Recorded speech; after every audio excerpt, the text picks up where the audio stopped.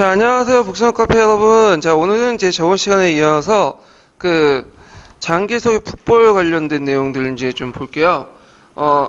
장개석의 북벌은 이제 대개 이제 강동에서 이제 출발해가지고 그 다음에 저 북경 중앙정부까지 이제 공격하는 그런 과정이고, 중국의 군벌을 그 과정에서 이제 흡수 통합하거나 소탕하는 그 과정이 이제 또 같이 포함되어 있거든요. 자, 그러면 장개석의 북벌을 이제 살펴보기 전에 이 소문 사후의 국민당의 정치를 좀 볼게요. 자, 이제 소문이 죽은 다음에 국민당은 집단 지도 체제가 형성이 돼요. 자, 그렇지만 이 집단 지도 체제가 이제 요중계라는 인물의 암살로 이렇게 붕괴가 되고, 이때 이제 정치와 군사가 나눠지게 되거든요. 그래서 정치 부분은 왕정이가 이제 차지하고 있고, 그다음에 군사 부분은 장개석이 이제 차지하는 식으로 연합 체제가 주축되기 시작하고요. 그다음에 이는 두 개의 연합 체제가 중사원 사건과 관련돼 갖고 이제 사건이 발생되면서 왕장 연합 체제가 붕괴되게 돼요. 그러면서 장개석 중심의 북벌이 이제 주장이 먹혀들면서 장개석이 이제 북벌을 이제 하게 되죠. 참고로 이 중사원 사건은 공산당과 관련돼 있다, 이렇게 학계에서 보고 있는데, 또 어떤 분은 이제 중사원 사건은 공산당과 관련이 없고, 장개석이 자신이 패권을 유지하기 위해서, 당내 패권을 유지해서 불려놓은 일으킨 조작 사건이다, 이렇게 보는 사람도 있어요. 자, 그러면 이제 북벌의 과정을 이제 볼게요. 북벌은 이제 과정을 보면 대개 이제 군벌 대상으로 전쟁과 타격 방식으로 진행이 돼요. 그래서 어떤 군벌 같은 경우에는 타도의 대상이 되고요. 그 다음에 북벌하는 과정에서 풍옥상이나 염성상 같이 국민당군에 합류해가지고 같이 북벌을 하는 또 군벌도 있어요.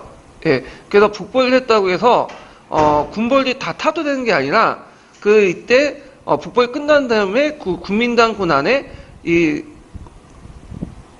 군벌군들이 계속 잔존돼 있었어요. 그래서 이것이 나중에 이제 크게 문제가 돼가지고 다툼도 일어나는데, 좀 뒤에 있다 얘기하고요.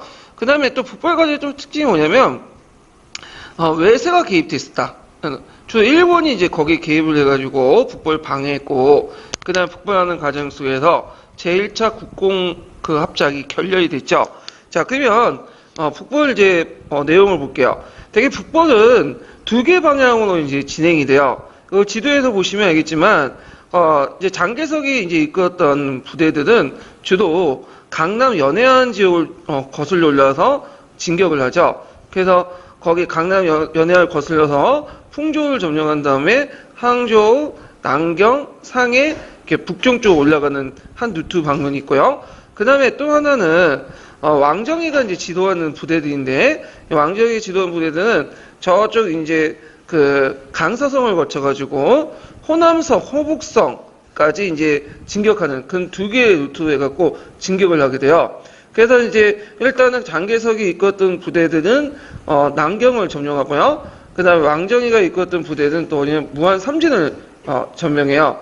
자, 이런 과정에서 이제 두 개의 이제 북벌군들이 같이 진격을 하게 되는데, 그 과정에서 이제 뭐냐면 갈등이 일어나죠. 그래서 왕정이가 이끌었던, 여기 왕조명이라고 있는데 왕정이가 왕조명이에요.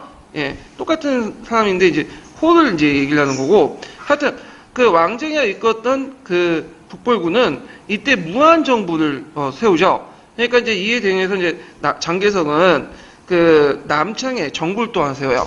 그 후에 이제 남경 옮기고, 그래서 북벌하는 과정에서 정부가 두 개가 생겨요. 무한정부하고 남경정부, 이렇게 두 개 생기는데, 이때 이제 이 남경정부 같은 경우에는 이제 뒤에 이제 4.12 쿠데타를 일으켜가지고 그 정부 안에 있었던 공산당 세력들 다 수청해 나가는 데 반해서 한동안 이 무안에 있었던 정부는 좌우합작을 계속 유지하고 있었거든요. 예. 그러다가 이제 나중에 이제 결별하게 되지만, 하여튼, 자, 그리고 이제 북변하는 과정에서 이제 또 일어난 사건 중에 좀 눈여볼 게 뭐냐면, 4.12 쿠데타예요. 이 4.12 쿠데타는 상당히 이제 중국사에서 중요한 사건인데, 이 사건의 내막을 이제 보면요. 원래 이제 그 당시, 북벌군이 올라온다는 소문을 듣고, 상해에서, 뭐냐면, 노동자들이 들고 일어나서 상해에 있었던 그 당시 이제 군벌들 쫓아내고 국민당군을 받아들였어요. 그런데 이제 이 과정에서 이제 자본가들이 상당히 두려움을 느낀 거야. 이 노동자들이 들고 일어나갖고 이제 뭐냐면 반란을 일으켜서 상해를 접수했다. 그래서 이때 이제 두려움을 안 그 당시 장개석이 저 당시 민족자본, 그러니까 절강자본이죠. 절강자본이나 외국자본의 지원을 받고 그 당시 급습해서 상해에 있었던 노동자들을 대규모 수청을 하게 돼요. 처형을 시키고. 이게 이제 4.12 쿠데타라고 하거든요. 그래서 이 4.12 쿠데타를 계기로 해가지고 이제 뭐냐면 남경 정부 안에 있었던 용공, 그러니까 공산당 세력들이 수청되기 시작해요. 자, 하여튼 이렇게 이제 있고, 그 다음에 이제 이거에 대해 무한정부가 반대를 했다가, 이 무한정부는 초창기 때는 자화합작 조직을 계속 유지하고 있었어요. 근데 무한정부 안에서 공산당 세력들이 토지혁명을 하게 된 거야. 그러니까 이제 이에 대해서 이제 무한정부 상층부들, 부르주아 지지 출신들이 이제 겁을 먹고, 이들과 대립하게 되고, 결국에는 이들도 코미테른과 단절하고, 어디로 이제 합류하냐면, 남경정부에 합류하게 돼요. 그리고 무한정부가 남경정부에 합류할 수밖에 없었던 게 뭐냐면, 그 당시 경제적으로 제일 우수한 지역은 어디냐면, 양쯔강 하류 지역이었어요. 양쯔강 중류가 아니라, 그러니까 상해라든지 소주, 항주, 남경 일대였는데, 이 일대를 장개석이 장악하고 있었고, 그 다음에 장개석이 장악한 지역이 되게 보면 어떤 자본들이 많았냐면 절강자본과 외국자본들이 많았어요. 그래서 이들이 금융권을 장악하고 있기 때문에 거기에서 이제 그 남경정부에서 금융을 그러니까 돈줄을 재니까 더 이상 무한정부에서 경제적으로 이게 지탱하기 힘들었던 거야.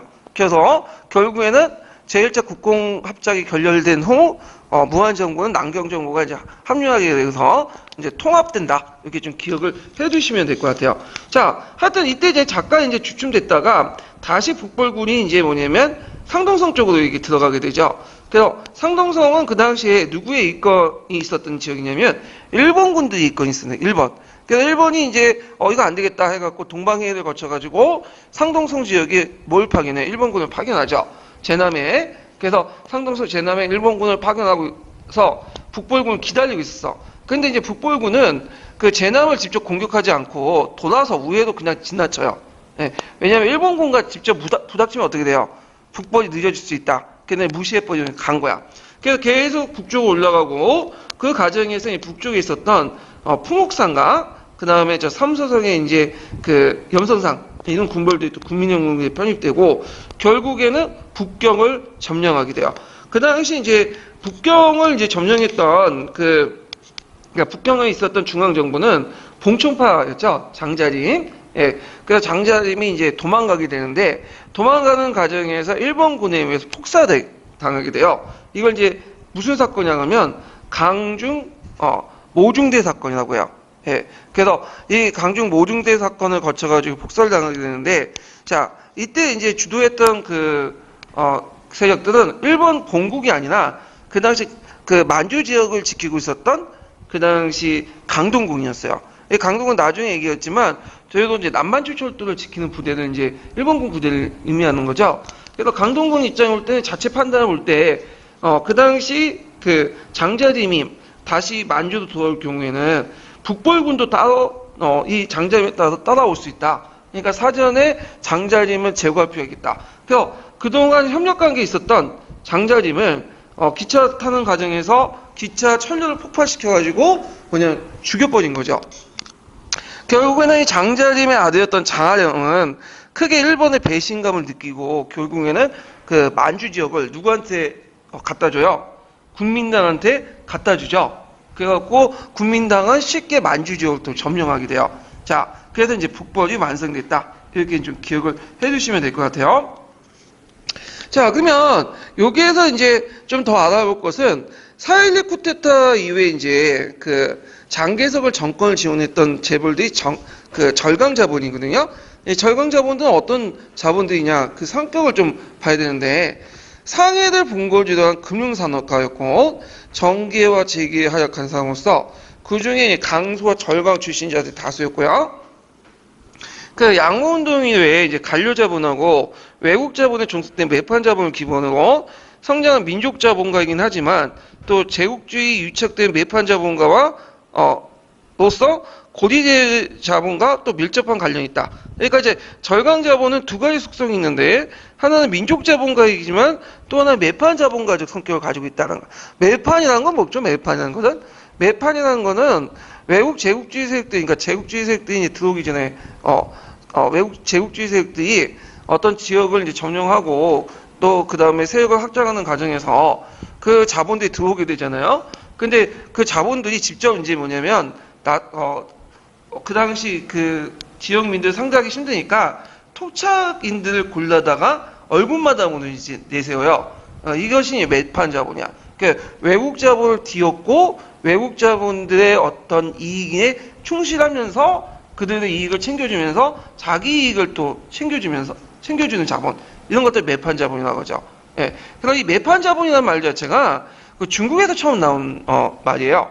그래서 민족적인 어떤 성격도 있지만 외세를 뒤엎고 자기 이익을 챙기는 이 자본가들, 이런 걸 매판 자본가다. 그러니까 결국에는 뭐 좋은 그 뭐냐면 의미로서 쓰는 건 아니죠.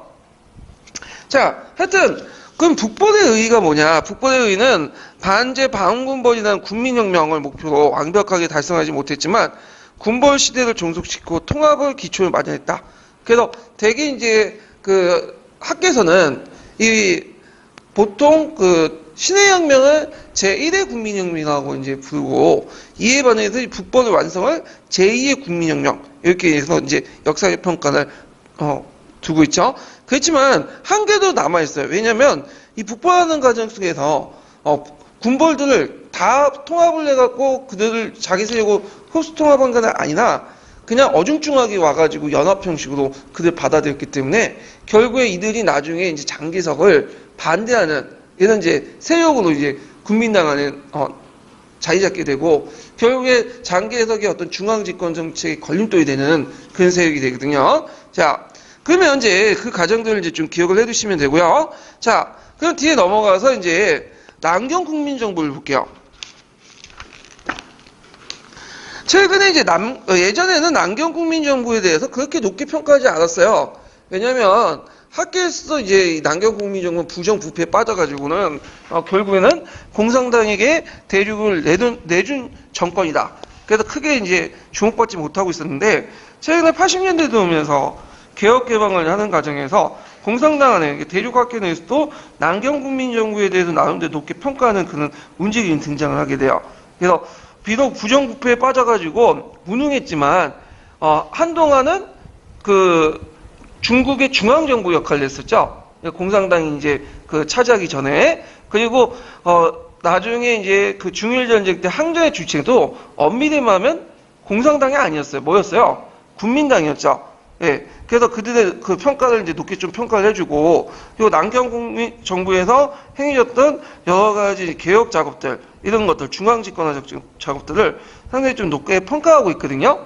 그래서 최근에 이 남경 국민정부에 관련돼서 문제가 좀 나와요. 훈장 정치도 나오고, 예전에 이제 통세 관련된 세금 정책도 나오고, 그래서 나올 가능성이 있으니까 좀 파악을 해주세요.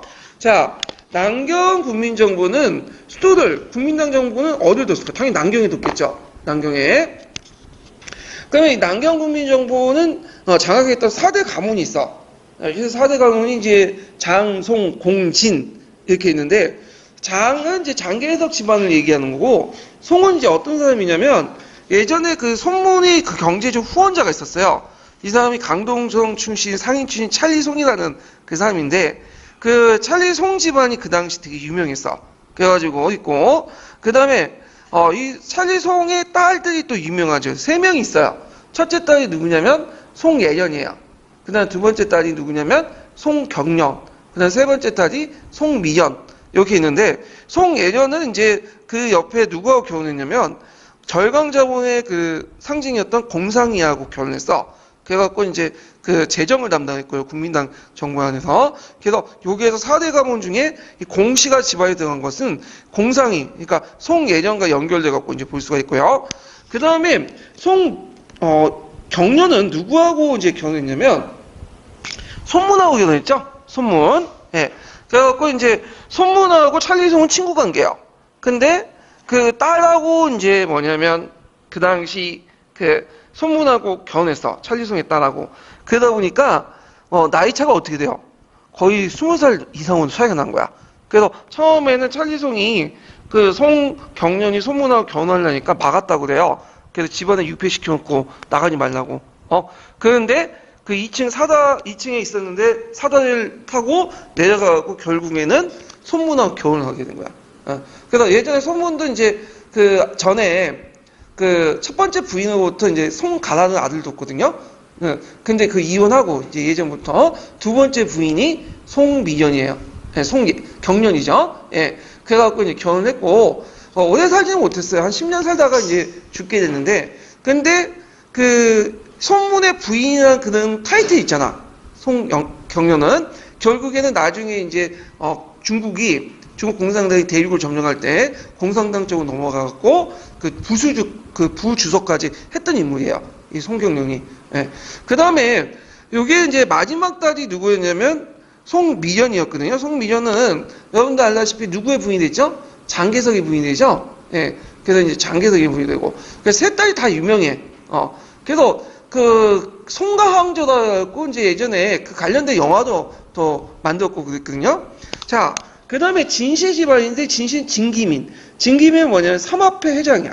예. 그러니까 한마디로 말하면 깡패의 두목이에요. 그래서 그 당시에 정권들, 그러니까 국민당 정권에서 포면적으로 못했던 일들을 어둠의 세계들을 여러 가지 폭력이나 백색 테러를 조력했던 세력이 진기민 집안이에요.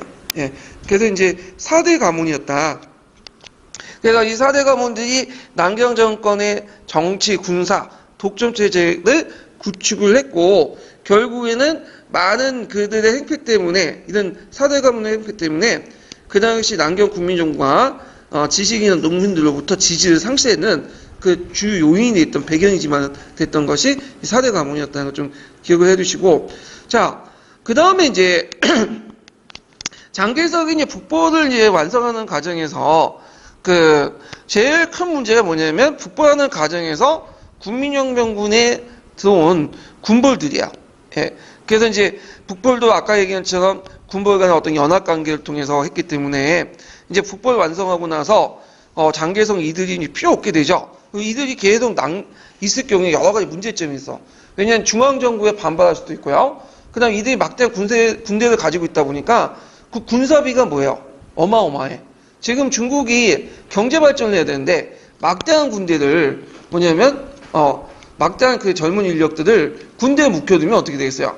경제 발전 못 하겠죠. 그러니까 당연히 군대를 축소시키고 그다음 중앙 집권을 강화시키려는 그런 것들이 필요했던 거예요. 그래서 이제 군벌을 감축시키는 그런 정책을 세웠다. 그래갖고 그때 그 일환으로 이제 했던 회의가 편견회의예요. 이 편견회의라는 것은 이제 보면 군대 감축과 관련된 그 회의인데 대개 이제 전국을 8개 편견구로 나누고 각 편견구와 중앙 직관부들 각기 11개설 넘지 못하도록 1년의 군비를 제한하는 거예요.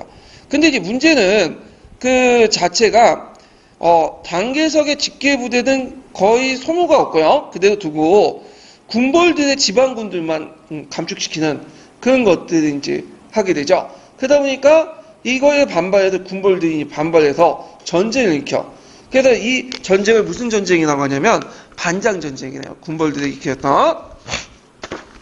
그래서 1930년 5월달부터 10월달까지 5개월 동안 전쟁을 했던 건데 그래서 이제 편견회의에서 장개석 군의 학충에 대한 군벌대 반발 때문에 일어났고요.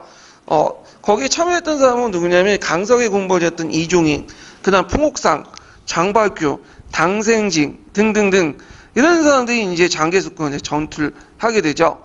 그래서 이제 요때 초기에는 장개석이 좀 불리했어요. 왜냐 숫자적으로 이제 군벌군이 좀 우세였다 보니까 그렇지만 중원대전을 거쳐갖고 역전을 하게 되고 결정적으로 그 군벌 중에 그래도 좀 제일 센 게 장하장이었거든요. 만주 지역을 장악한. 근데 장하장이 그 반장 전쟁에 참여하지 않고 누구한테 붙었냐면 장개석을 붙었어.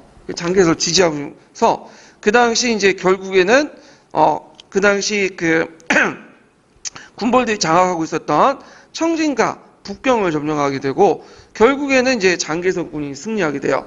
자, 반장전쟁 결과 군벌대의 판도가 변화되죠. 일단 그 반장전쟁을 이제 주도했던 풍옥상군은 완전히 괴멸돼요. 그 다음에 이제 그 염성상군은 초창기 때 이제 참여는 했지만 곧바로 이제 그 뭐냐면 장개석과 타협하게 되죠. 결국에는 이제 결국 산서 지역만 겨우 유지하게 되고요. 그 다음에 장하장군이 중원으로 진출하는 계기가 되었다. 그래서 장하장군이 중원으로 진출, 이렇게 이제 좀 조사를 좀 붙여 쓰세요.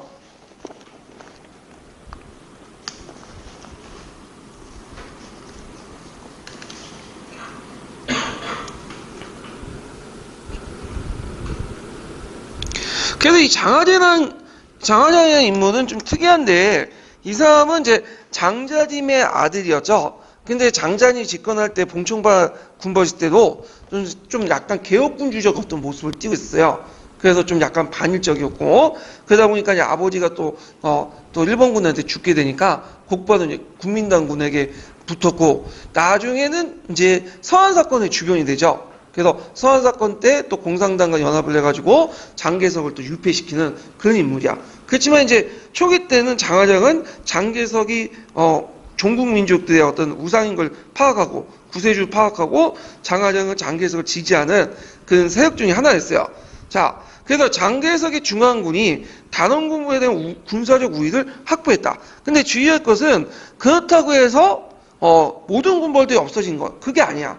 이 반장전쟁 과정에서 일부지만 또 장개석에 붙었던 부대도 있고, 그 다음 장개석하고 싸웠지만 나중에 이제 항복한 부대도 있거든요. 이런 잔존 세력들이 계속 남아 있었어요. 그래서 나중에도 이제 장개석의 발목을 잡게 돼요. 이들이요. 자, 그러면 이제 장개석의 이제 통치 구조를 좀 볼게요.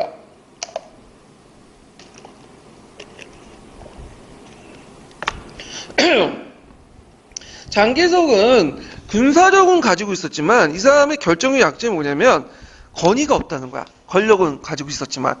그래서 당내에서도 이제 그 원료 대신들이 많았고, 그 국민당군이 많았고, 그 다음에 이제 있기 때문에 이 그 당시 장개석은 자기가 없는 권위를 누구한테 찾았냐면 손문에서 찾았어요. 그래서 손문에 건국 방향에 따라서 이제 훈정 정치를 실시를 하고요. 그래서 오원제를 수입했다. 자, 훈정 정치는 예전에 한번 얘기했을 거야.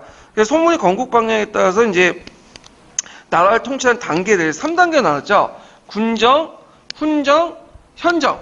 예. 그래갖고 이제 훈정 시기 때는 이제 뭐냐면 약법을 만들고 그 다음에 민주주의를 이제 훈련시키고 지방자치를 하는 그 시기가 이제 훈정 시기예요.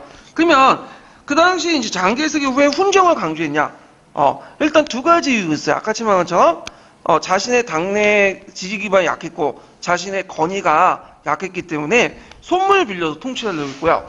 두 번째는 훈정 정치가 현정 정치보다는 독재하기가 편해. 왜냐하면 여기에서는 당이 뭘 통치하죠? 국가를 통치하는 이당 치국이기 때문에. 그러니까 당하고 국가가 분리되어 있지 않고 분리되어 있지 않고 합쳐져 있던 국가이기 때문에 국민당을 장악한 장개석이 국민당을 통해서 그 당시 그 국가를 통치하는 그런 체제였다. 이렇게 이제 보시면 되고, 그날 겉으로는 오원제니까 오권 분리를 내세웠죠. 오권 분리라는 건 신삼민주의에서 그 5개 그 권력기관을 이제 나눴잖아요. 네, 사법, 입법, 행정, 고시, 감찰. 이것이 이제 뭐냐면 우리 보통 생각하는 상권 분리에다가 고시와 감찰을 이제 두게 되는데, 근데 이 말이 이제 오권 분립이지, 이 오권 분립이 제대로 안 돼. 왜 오권 분립이 안 되냐면, 자, 우리나라 같은 경우에는 이제 여기 입법기관이 있고, 그 다음에 행정, 그 다음에 사법. 상권이 이렇게 분리되면서 상호 견제가 되잖아요? 예. 근데 여기에서 이렇게 되지 않아. 일단은 그 당시 이당 치국에 입각해서 최고 권력을 장악했던 당은 무슨 당이에요? 국민당이에요. 그래서 국민당의 전국 대표회의에서 모든 정책이 결정이 돼요. 그리고 그 밑에 뭐가 있냐면 정부가 있어. 국민당 정부가. 그리고 정부 산하에 뭐가 있냐면 5권이 있어요. 5권. 그래서 행정 있고, 그 다음에 사법, 입법, 그 다음에 그 감시, 감찰, 그 다음에 고시 등등 이 5권이 있어요. 그러다 보니까 국민당을 장악한 사람은 누구죠? 장개석이죠. 그러다 보니까 장개석이 실질적으로 행정권, 사법권, 입법권, 감찰권, 고시권까지 뭐예요? 다 장악을 한 거야. 그러니까 장개석 중심에 뭐였다? 오늘 일당 독재 체제였다는 거야. 그러니까 이런 체제를 유지했다. 그리고 결정 훈정 정치의 또 약점이 뭐냐면 훈정 정치에서는 임시 약법이다 해갖고 그러니까 정식 헌법은 하지만 임시적으로 만든 헌법이 있어야 되잖아요. 근데 초창기 훈정 정치에서는 임시 약법조차도 없었어. 그러니까 헌법 없이 그러니까 아무런 법이라는 제도 없이 그냥 장개석의 명령 하나 통치하는 체제예요.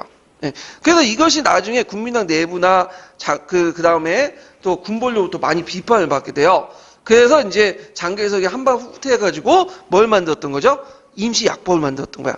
예. 그래서 이런 것들과 연결시켜서 이제 같이 기억을 해두시면 될 것 같아요. 자, 그러면 그 북벌이 완성되고 이제 공포했던 훈장강령 6조를 보면요.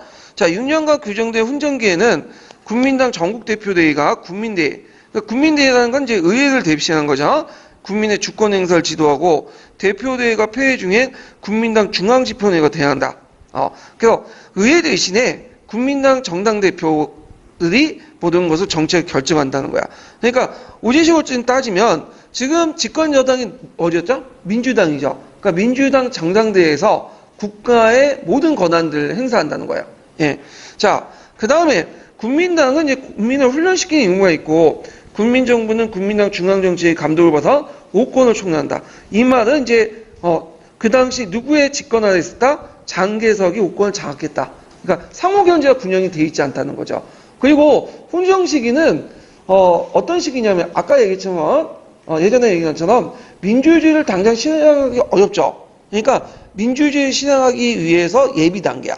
그리고 국민들 훈련시켜줘야 돼. 국민당이. 그리고 그 중앙정치에서 민주주의를 정치하기 힘드니까 아직까지는 좀 민도가 낮기 때문에 뭐냐면 그 지방정치 자치를 통해서 민주주의를 훈련시켜줘야 돼. 그리고 나서 나중에 헌정에서는 중앙정치로 이제 가서 그 민주정치를 할 수 있다는 거죠. 국회도 만들고. 근데 거기에는 어떤 그 생각이 깔렸냐면 선문에 그 우민관이 깔렸어요. 그러니까 선문뿐만 아니라 그 당시에 이제 국민당 지도부나 엘리트들은 어떻게 보냐면 국민들을 되게 우습게 봤어. 그래서 민도가 낮기 때문에 중국민들은 민주주의가 안 통한다. 그래서 얘네들은 때려야 말을 듣는다. 계몽의 대상이다. 이렇게 본 거예요. 예. 그래서 이것이 나중에 이제 호조고 어떠냐 많은 비판을 받게 되는데 이건 나중에 이제 문제 풀면서 좀 얘기하고요. 자, 결과 이 훈정정치를 통해서 훈정강령의 6조에 한 훈정정치를 통해서 중앙정치의 권한이 확대되고 국민당의 통치권의 어떤 독점체제가 성립됐다. 이렇게 보면 되고요. 그렇지만 이제 초기 때는 훈정약법이 없었다고 했죠. 그러니까 이제 그 훈정정치의 모순점을 지적한 사람이 이제 뭐냐면 성문의 훈정정치는 약법이 있다. 그러니까 이제 그것 때문에 이제 반장 세력들이 이제 그 부평정보를 따로 설립하고 태원약법 초안을 마련하니까 안 되겠다 해가지고 이제 뭐냐면 장개석이 훈정의 기초를 보다 확고하게 해서 약법 제정의 필요성을 느끼고 국민회의를 소집해요. 그리고 나서 약법을 만들어. 약법을. 예. 그리고 약법을 만들고 나서 그 다음에 이제 오헌초다 해가지고 그 오전대에서 헌법 초안을 확정 짓고 국민대회를 개최하고 등등 이런 행동을 하지만 이제 문제는 정식 헌법은 만들지 않아요. 그러니까 헌법 초안, 그러니까 약법만 만들어. 약법만. 정식 헌법이 만들어진 건 언제냐면 1949년이에요. 근데 1949년 때는 의미가 없죠. 이미 뭐죠? 판세가 공산당 쪽으로 넘어갔잖아. 그러니까 이제 의미가 없는 거예요. 예. 근데 이에 반해서 이제 공산당 같은 경우에는 약법제재 운영 안 하죠. 어떤 식으로 하죠? 좀 지지만 그 나라가 건국하고 나서 국방을 뭘 만들어요? 헌법을 만들잖아. 예. 이런 것들이 이제 국민당 통치하고 좀 대비되는 모습이죠. 자, 그래서 이제 이렇게 이제 한번 봤고, 그러면 관련된 그 기출문제를 이제 풀어볼게요. 자, 320페이지 펴보세요. 320페이지 9번 문제.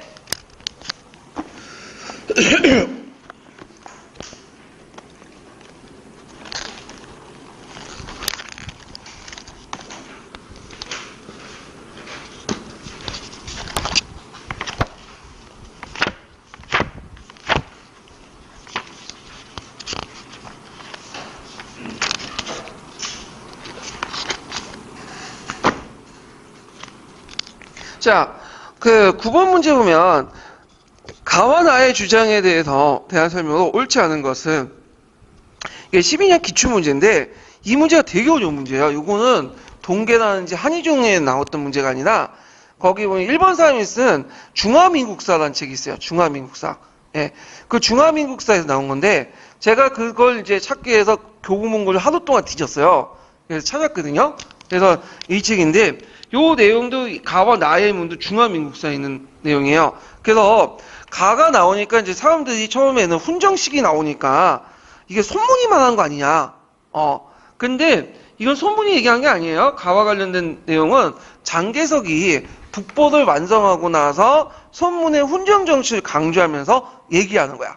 예. 그래서 이 가의 예문은 그 당시 손문의 삼민주의와 국민정부 건국대가에 있는 훈정정치를 내걸면서 장개석이 얘기한 건데, 장개석이 왜 이 같은 얘기를 했냐면, 훈정정치를 통해서 자신의 독재정권을 강화시키고, 그 다음에 국민당 내에서 자신의 입지를 강화시키려는 거죠. 그래서 손문을 끌어다가 자신의 권위를 정당화시키는 그런 차원에서 얘기한 거죠. 자, 그만 읽어볼게요. 자, 훈정시기에 이어 통일중국의 자유와 통일에 위한 제1보는 중국인들의 사상을 통일한 것이고 이것은 삼민주의에 입각한 것이다. 그리고 다른 사상을 중국을 혼란시켜서 안 된다. 이때 이제 다른 사상의 대표적인 게 뭘까요? 사회주의죠. 사회주의. 그래서 사상을 통일하고 의사의 단결을 강화하여 국내에 서로 싸우지 않으면 군대 내 내전이 없어지고 모두가 삼민주의를 내세워서 불평등 조약을 폐기하여 분투하게 된다. 그래서 이렇게 이제 삼민주의, 속론 이런 것들을 내세워서 국내 통합을 유지하고 자신의 권력을 강화시켜 나가려고 했다. 이렇게 기억을 해주시면 되고, 그 다음에 나는 이제 누구냐면 요 나도 이제 한의중이라든지 우리가 보는 동계 그 내용이 없어요. 이 나는 누가 얘기한 거냐면 호적이라는 사람이 얘기한 거야. 호적 후스죠. 자유주의자. 이 사람은 이제 상당히 비판적 지식인이었어요. 사회주의를 비판하고 국민당도 비판하고 그래요. 예. 그래서 이제 그 내용들을 이제 보면 호적의 이제 내용 중에 인권과 약법이라는 그 내용에서 이제 발췌한 것 같은데, 자, 인민이 처음에 정치에 참여할 땐 시행착오를 필요 없다. 그런데 인민의 수준이 낮기 때문에 정치에 참여할 수 없다고 말할 수는 없다. 인민이 정치에 참여하는 데 필요한 것은 인민이죠. 예. 그것도 수정하시고, 자, 풍부한 전문 지식이 아니라 참전의 경험이다. 참정의 경험이다. 그래서 소수의 사람들이 정치적 권리를 독점하면 민중이 현대적 정치 훈련을 받을 기회가 자체가 없다. 가장 유효한 정치 훈련은 정권을 서서히 개방하고 인민 스스로 정치에 참여하도록 하여 정치 훈련을 달성하는 것이며 현정이야말로 현정의 가장 우수한 훈련이다. 자, 이거는 이제 무슨 얘기냐면 손문이나 장개석이 훈정을 실시한 이유가 뭐냐면 중국의 민도가 낮기 때문이죠. 중국의 민도가 낮기 때문에 지금 당장 중앙정치 안에서 국회를 만들었고 얘네들이 민주주의 실시할 수 없다. 근데 이 호적은 이거에 대해 비판한 거야. 왜냐면 민주주의라는 거는 뭐냐면 시켜봐야 하는 거지. 시행착오를 통해서 겪어봐야 민중들이 성장하는 거지. 민중들이 처음부터 수준이 낮다고 내버려두면 언제 수준이 올려놓냐. 그러니까 예를 든 게 이거예요. 수용을 할 때 수용을 못한다고 해서 수용을 안 시키면 어떻게? 수용 못하는 거죠. 근데 수용을 못하더라도 수용을 시켜야지. 물론 처음에는 물도 먹고 이렇게 하다가 이제 하겠죠. 그렇지만 시간이 지나면서 어때요?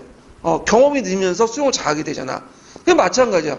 민중들에게 먼저 민주정치를 이제 실시를 해주고 그 다음에 그 가운데 시행착오에서 민도가 점점 높아가는 거지. 처음부터 민중들을 깔보고 못한다고 배제시키면 어떻게 민주주의가 일어나냐.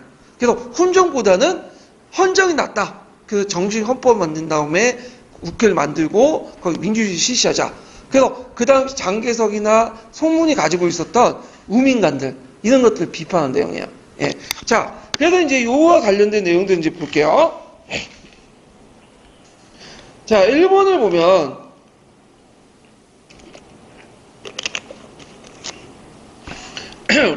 가는 이제 1차 국공합작을 지지하는 여론을 형성하는데 기여했다. 자, 여기 시기적으로 보면 이게 맞지가 않죠. 이거 잘못하면 소문이라고 생각할 수 있는데 이건 장개석이에요. 장개석이고 이거는 언제 북법이 완성된 1928년 이후에요. 그렇기 때문에 이건 안 되고 혼전정치는.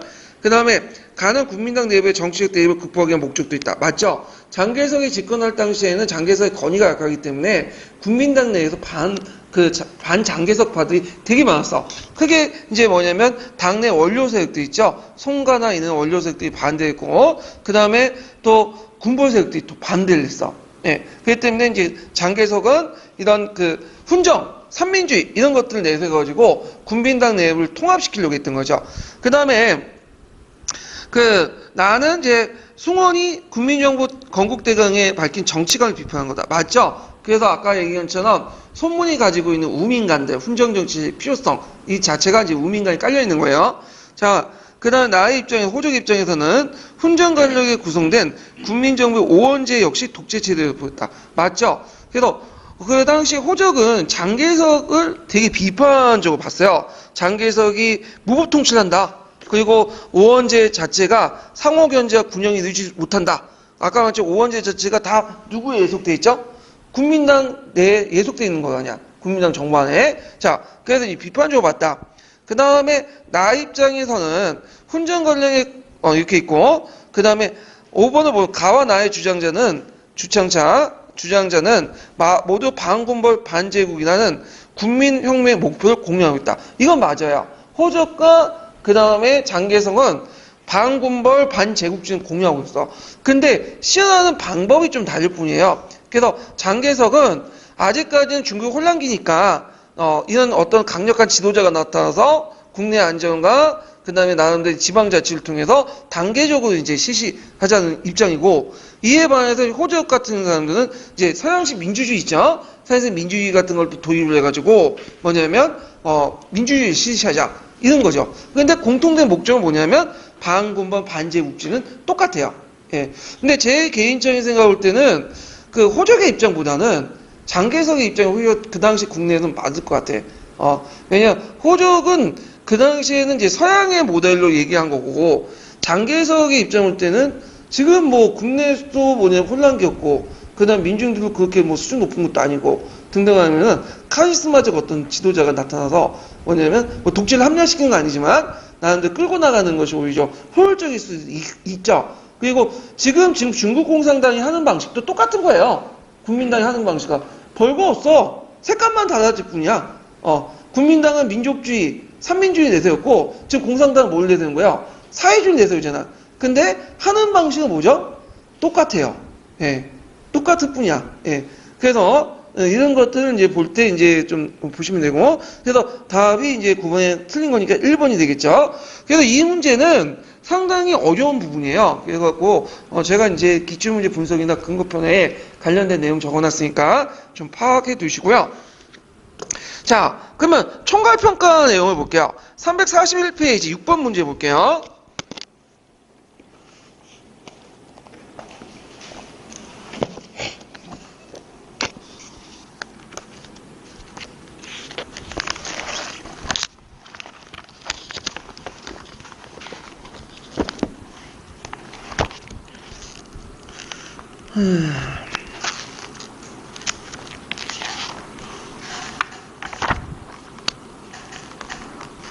자, 다음은 중화민국 시기 때 공포한 약법의 내용이다.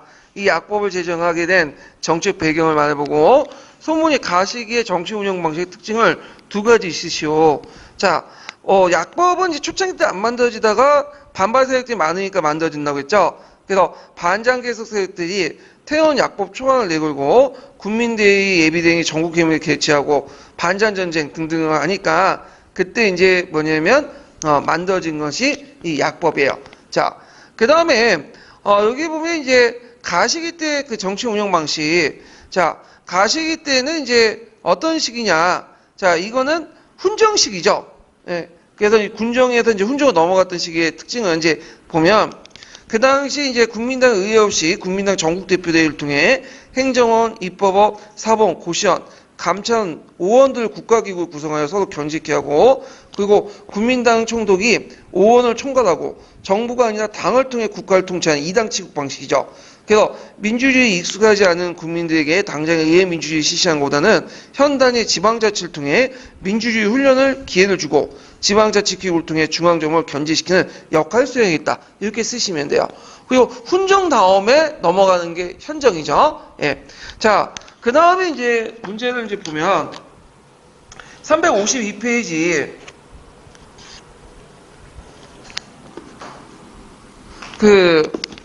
보면요.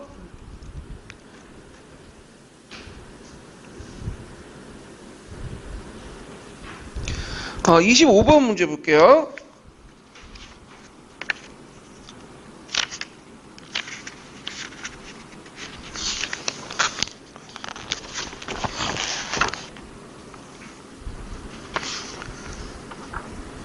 다음 가와 나에 들어갈 말을 각각 써보고 기획에 관철된 원리를 한 줄에 쓰시오.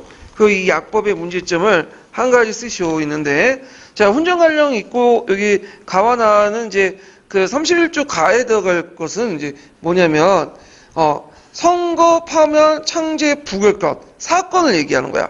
그래서 신삼민주의에 보면 사건이 있죠. 그 다음에 이제 권력기구로서 5개 통치권을 나누죠. 행정, 입법, 사법, 고시, 감찰 이렇게 이제 각각 쓰시면 되고, 그 다음에 개혁에 관철되어 있는 원리를 한 줄에 쓰시오. 그래서 중국 국민당 대표대회가 국민대회를 대표하며 중앙 통치권을 행사하고 중국 국민당 전국 대표대회가 폐회됐을 때 그 직권 중국 국민당 중앙집행위원회의 중앙집행위원회가 행사한다.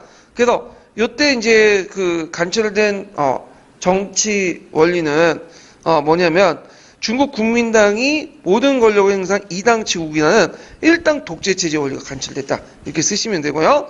자, 그 다음에 이제 여기 문제점은 뭐냐면 언제 헌정에서 헌정을 이행하는데 규정 없이 국민당이 일당 독재를 장기할 가능성이 여기 내포되어 있다. 이렇게 쓰시면 되고, 요 관련된 문제는 어디서 이제 발췌했냐면 사도를 보는 아시아사가 있어요.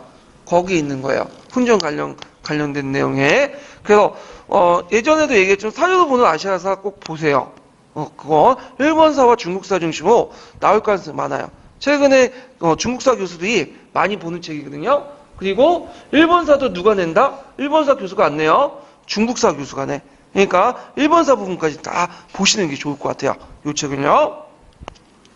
자, 그래서 이제 이렇게 해서 이제 한번 관련된 내용들을 이제 받고, 그 다음에 관련된 뒤에 내용을 이제 볼게요. 기본 교재. 자, 남경 정부의 이제 정책 과정을 보면 외교적으로는 완벽한 간세 자주권 회복이나 영사 재판권 폐지하지 못한 채 세조약에 의해서 간세 자주권을 규정하거나 주권 회수를 통해 노력하여 성과를 거뒀다. 그러니까 종전에 있었던 영사 재판권이나 강세 재판권을 완전히 회복하지 못했지만 그 폐지는 못하더라도 새로운 개정 조약을 맺어서 간세 자주권을 자기가 이제 중국의 나름대로 유리한 방식으로 규정하거나 일부 주권 회수에 노력을 하는 성과를 거두었다. 이렇게 이제 보고 있죠. 자, 그 다음에 이제 재정적으로는 간세가 이제 증가됐고요. 해관 신세 측에 의해서 이제 간세가 이제 더 증가됐고, 그 다음에 이제 통일 소비세 신설. 이게 예전에 한번 시험 문제 나왔죠. 이걸 통세라고 하죠. 통세. 예. 그래서 그전엔 이금이 폐지됐어요. 이금이라는 것은 어떤 거냐면 그 당시에 성과 성기, 현과 현기 통과할 때 군벌들이 걷는 세금도 있었죠. 근데 이 통행세가 너무 많다 보니까 이중을 계속 진술하고, 그러다 보니까 중국의 국내의 어떤 가격 경쟁률이 떨어지게 돼. 그래서 이제 국민당 정부는 종전에 이금을 폐지하고 한 번만 세금을 내는 통합 서비스를 냈어. 예. 그러니까 오늘날 말하면 부가가치세죠. 부가가치세. 그리고 부가가치세 한번 내면 이제 세금을 내지 못하도록 이렇게 이제 안 내도록 하는 조치를 취했죠. 그 다음에 염세를 정리하고 소금과 관련된 세제를 정리해서 세수를 확보해서 권력 기반을 확보했다.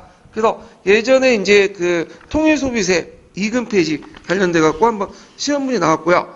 그 다음에 경제구조의 특징 보면 그 자본주의적 어떤 지향을 가지고 있고 자본가 계층의 지지를 바탕으로 국가 권력에 기반해서 아마 중국 자본주의 발전을 도모했고요. 그리고 수입품 대체 공업화, 경공업 중심으로 진정됐다.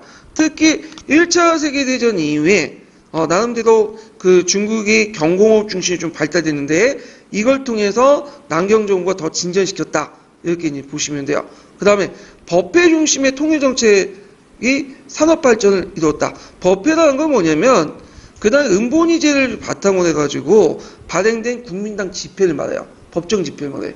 그 당시에 이제 그전에는 각 군벌들이 집회를 막 남발했어요. 그래서 그런 것들 다 없애고 국민당 유일한 집회, 법회를 발행했어. 근데 문제는 나중에 국共내전기나 그 다음에 중일전쟁 때 이 법회를 너무 많이 발행하다 보니까 어떤 문제점이 일어났냐면 인플레이션이 뛰었어요. 그래서 법회의 가치가 막 떨어지는 그런 문제점이 또 일어나고 그래요. 자, 그냥 농촌 문제를 해결하기 위해서 농촌부흥위원회와 중국 경제위원회 설치해서 지식인들이 추진한 항촌 건설 운동을 지원했고요. 그러니까 우리식으로 따지면 새마을운동 정도 이렇게 했고, 그 다음에 신생활 운동을 통해서 도덕성을 회복하고 사회적 악습을 제거하는 그 운동들을 이제 펼쳤는데, 이 신생활 운동 같은 경우에는 약간 정치적 의도가 있다는 거 보고 있는데, 왜냐하면 이제 그 당시 1차 대전 후에 페바의 잿더미에서 강고 부상한 독일 이탈리아를 중에 학습 모델로 삼아서 예의 염치를 원칙에 따라 구도덕을 회복하고 사회의 악습을 쓸어내어 신생활 운동을 추진하고 이걸 통해서 공산당 지배로부터 수복한 지역의 고유한 문화를 다시 일으키는 정치도 의도를 가지고 있는 거야. 그러니까 공산주의가 사회주의를 내셨죠. 그 사회주의는 뭐야? 반유교죠. 근데 이거에서 이제 사회주의를 일소하고 대신에 정통을 매개한 유교적 가치관을 다시 심어주는 어떤 정치적 의도를 가지고 있다. 그래서 이제 한의 중에 그런 내용이 있어요. 예. 그래서 이제 이런 운동을 했다는 걸 좀 기억을 해주시면 될 것 같아요. 자, 그러면 관련된 중국의 조세제도와 관련된 내용들, 통세와 관련된 내용들 좀 찾아서 볼게요. 자, 몇 페이지 펴보시냐면요. 306페이지 펴보세요. 306페이지. 9번 문제.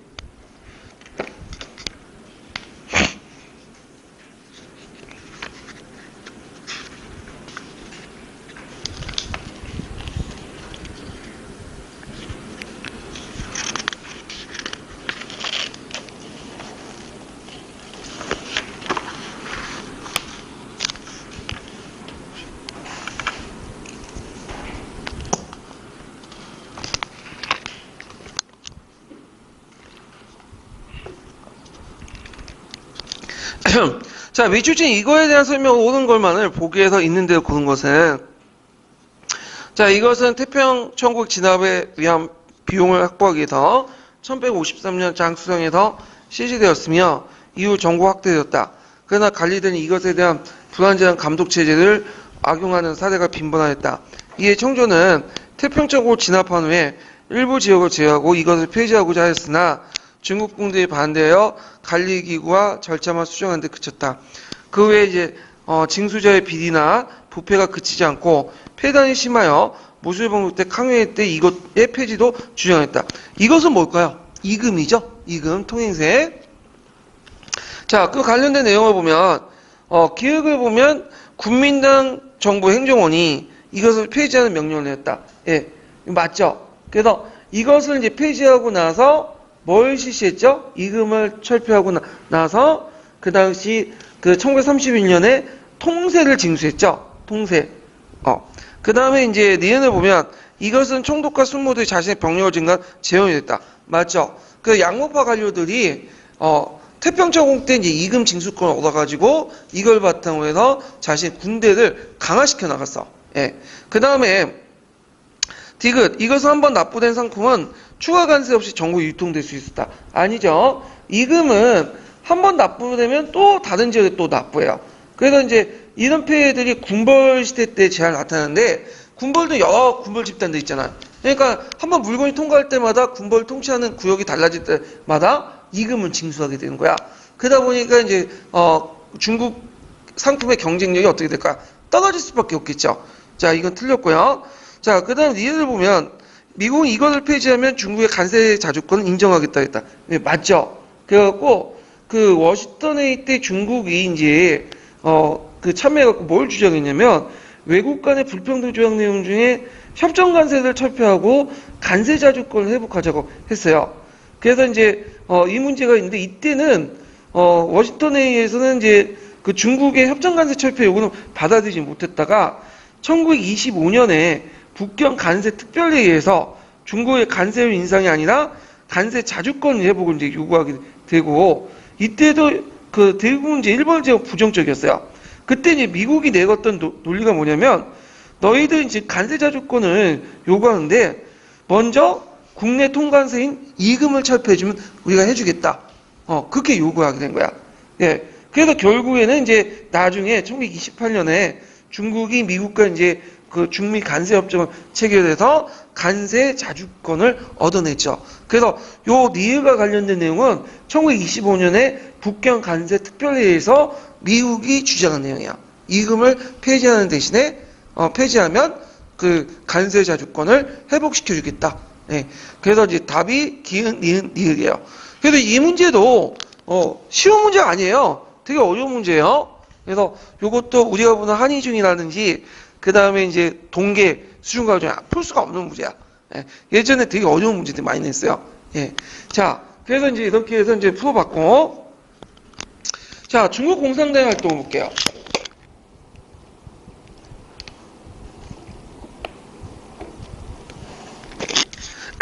최근에 이제 문제 중에 이제 중국 공산당의 내용들이 좀 많아요. 그래갖고 동계나 한의중 중심으로 해서 중국 공산당, 그러니까 국공 통합 이전에 중국 공산당이 이제 지배하기 이전에 그런 단계를 이제 좀 봐야 되는데, 자, 일단은 이제 그 좀 보면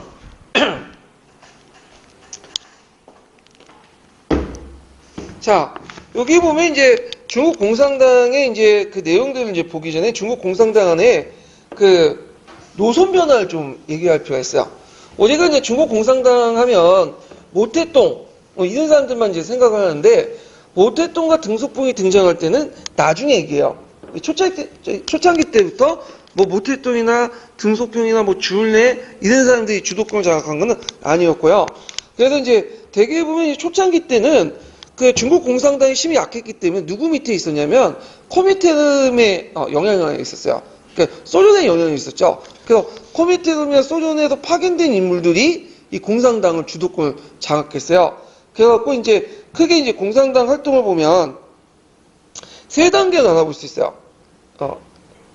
1단계가 뭐냐면 이제 동계나 한의주 기준을 보면 도시폭동을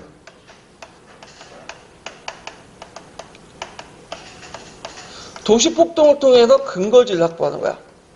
이게 전형적인 이건 뭐죠? 소련 방식이죠. 그래서 소련 같은 경우에는 도시를 중심으로 먼저 장악한 다음에 그걸 기반으로 해서 농촌을 장악하는 그런 방법인데, 그래서 1단계 이제 이끌었던 사람은 구추백이라는 사람이 있어요. 구추백. 그래서 이제 이렇게 있고, 그 다음에 2단계는 이제 뭐냐면 2단계는 농촌과 연계돼서 이제 도시폭동이야.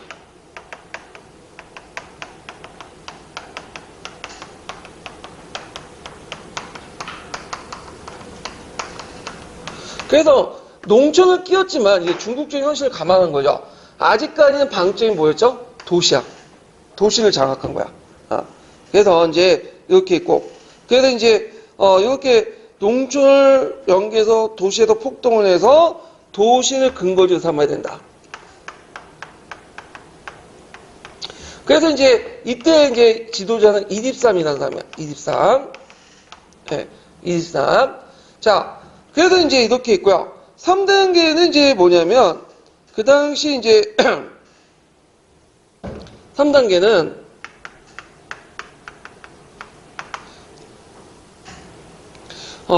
농촌과 도시의 동시에 근거지를 마련해야 된다. 농촌과 도시의 근거지를 마련해야 된다. 이 사람이 왕명이에요, 왕명. 그래서 여기도 아직까지는 뭐다? 도시 중심이에요, 도시. 그렇지만 이제 농촌을 좀 높이 하는데, 이 농촌은 이제 뭐냐면 소비에트죠, 소비에트. 이 당시에는. 그래서 소비에트는 이제 누가 주창하는 거냐면, 그 당시 모태똥이 주창한 거예요, 모태똥. 이 모태똥은 이제 그 당시 뭐라고 얘기했냐면, 그 농촌에서는 도시 중심의 어떤 노동자 중심의 사회주의가 안 된다. 그 뭐냐면 중국에서는. 그래서 대신에 농촌, 그러니까 주로 이제 국민당 정권이 미치지 않은 상간 벽지들 있죠. 그런 중심에서 뭘 만들죠? 근거는 소비에트를 만들고, 그 소비에트를 중심해가지고 뭐냐면 도시를 포위하는 그런 형태였다. 그리고 그 혁명의 주체도 노동자보다는 농민이었다. 왜? 중국의 농민은 오랫동안 뭘 알고 있었죠? 농민 반란을 이끌었잖아. 그래서 항쟁의 어떤 에너지가 있다. 이렇게 주장을 해요. 예. 근데 모태똥의 의견은 1, 2단계 때는 아예 씨알도 먹히지 않았어요, 이 정도.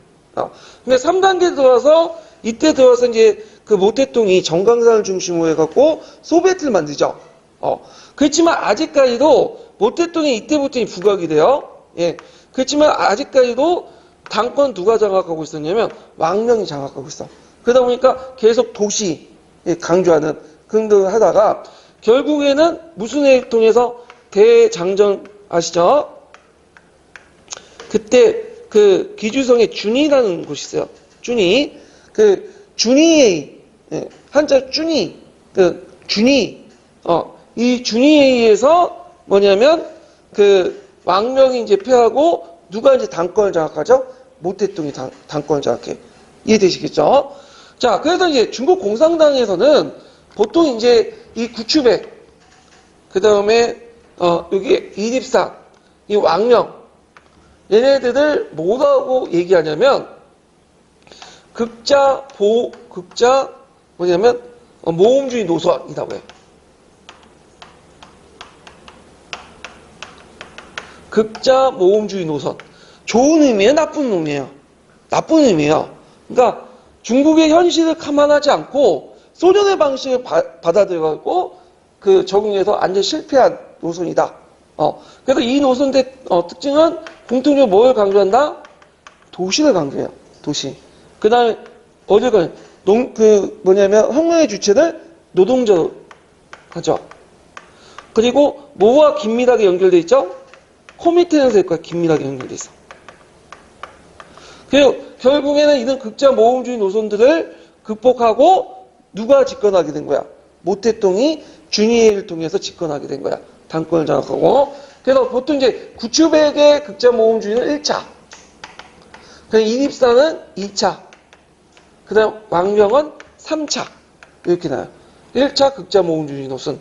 그 다음 2차 극자 모험주의 노선. 3차 극자 모험주의 노선. 이렇게 하고 보통 이제 우리가 신간회 때 신간회 해체 배경 중에 극자 모험주의 노선 등장 이 말 있죠? 이 말은 요걸 얘기하는 거야. 근데 이 극자 모험주의 노선 자체가 약간 누구 입장에서 본 거야, 이거는? 모태똥 입장에서 본 거야, 모태똥. 그러니까 자기는 중도고 합리적인데 얘네들은 뭐죠? 극자라는 거죠. 얘네들은. 근데 우리 입장 올 때는 모태똥이나 그 구추뱅이나 이런 사람 다 뭐야? 좌파인데 얘네들 입장 올 때는 이건 극자인 거야. 얘네들은. 자, 그래갖고 이제 중국 공산당사를 한번 좀 정리를 해봤어요. 이렇게 해서. 자, 그러면 이제 구체적인 내용을 이제 좀 들어가 볼게요.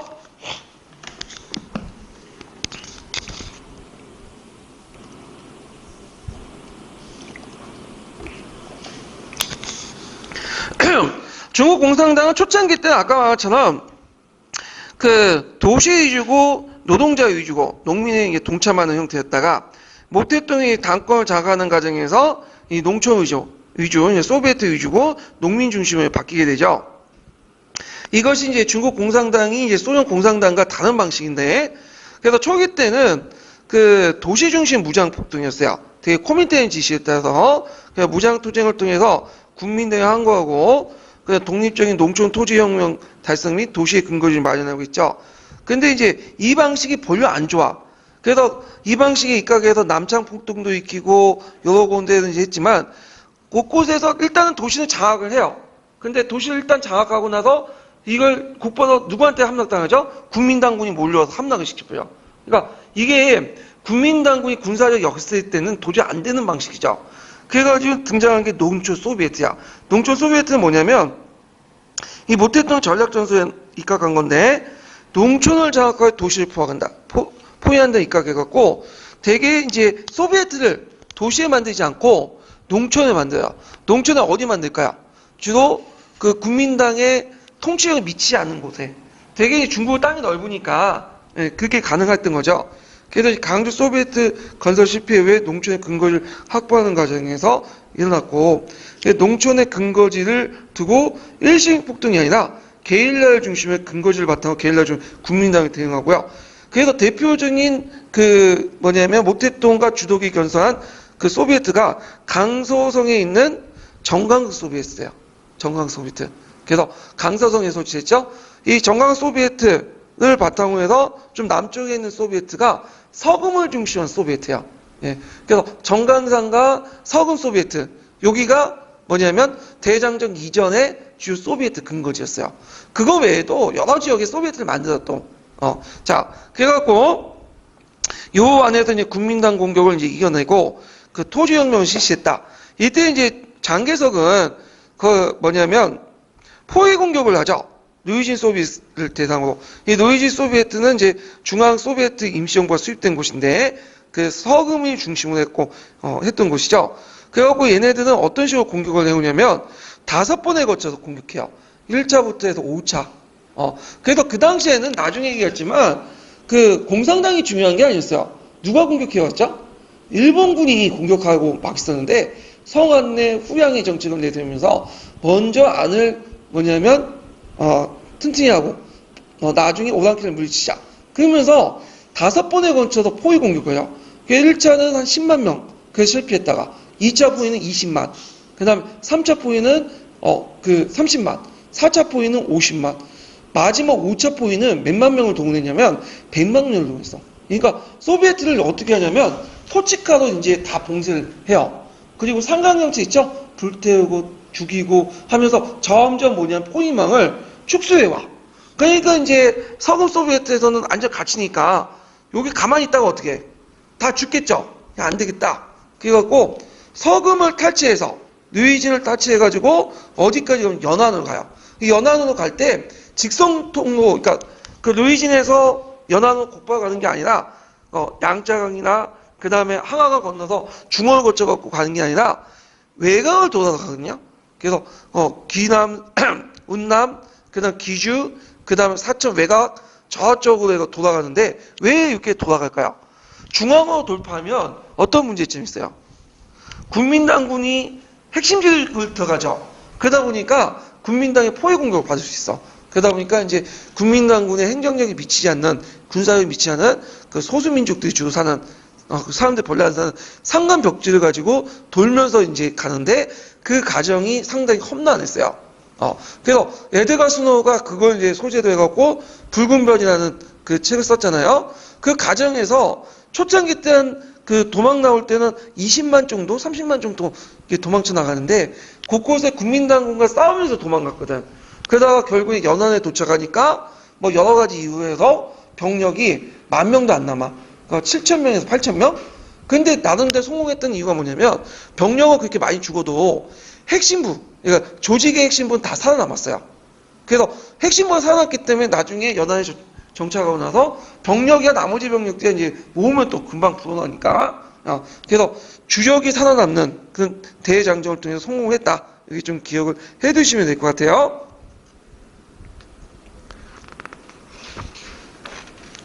그래서 이제 서금에서 연안까지 대장정이 있었고 아까 말한 것처럼 그때 대장정 관영에서 그 당시 쭈니 요거 좀 외워두세요. 쭈니에서 그 당시 5차 포위공 때 이제 대응 실패를 논의하는 과정에서 왕명의 노선의 문제점이 등장한 거야. 이 왕명을 중시한 소련 유학생들이 중국의 현실을 모르고 전략전술을 세웠다. 그래서 이들 제거해요. 그리고 결국에는 이때부터 모택동이 완전하게 지도 노선을 장악했다. 이렇게 보시면 돼요. 참고로 모택동은 그 유럽이나 소련에 유학도 가지 않았던 사람이야.